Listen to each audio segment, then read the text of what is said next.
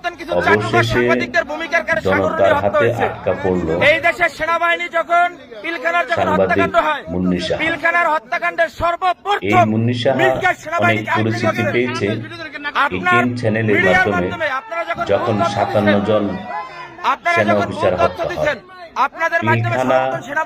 সেই হত্যাকাণ্ডের সময় পিলখানার ভিতর থেকে একমাত্র এই সাংবাদিক উনি সকল প্রকার অপপ্রচার চালিয়েছিলেন সেই পিলখানা। এই কথাটাই বলছিল জনগণ তাকে ধরে।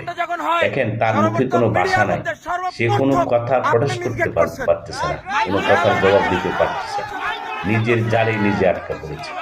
এদেশের থেকে খেয়ে এদেশে পড়ে সে এই দেশের বিরুদ্ধে যত ষড়যন্ত্রের নীল নকশা করছিল তারা, এবং সাগরণীর হত্যা থেকে শুরু করে যত রকম মিসগাইডেড তাদের মাধ্যমে হয়েছে।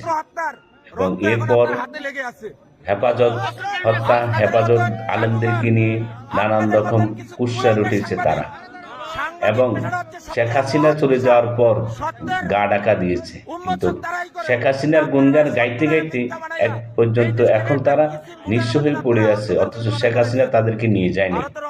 শেখ হাসিনা গোলামি করছে আজীবন।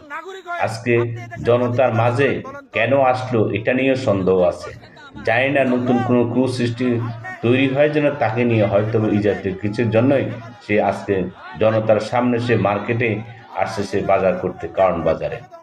তো আমাদের পুলিশ প্রশাসন ভালো একটা ব্যবস্থা নিয়েছেন, তাকে তার পারিবারিক জিম্মায় দিয়ে দিয়েছেন, এতে ভালোই হয়েছে। তার কারণ না হলে নতুন করে কোন এক ষড়যন্ত্র আঁকত কে জানে। বাংলাদেশকে আল্লাহ তাআলা হেফাজত করুক। আসুন আমরা সবাই সংযুক্ত হই। কোনো বিশৃঙ্খলা সৃষ্টি যে হয় এই ধরনের কোনো কাজে আমরা কোনোভাবেই আমরা সায় দিব না এবং আমরা আগাবো না। আমাদেরকে ভেবে চিন্তে পাও ফেলতে হবে, কথা বলতে হবে। কোনো উল্টাপাল্টা কথা বলে নিজেরাই নিজেদের জায়গা করে না করুন, এদিকে আমাদেরকে খেয়াল রাখতে হবে। ধন্যবাদ সবাইকে, সবাই ভালো থাকুন।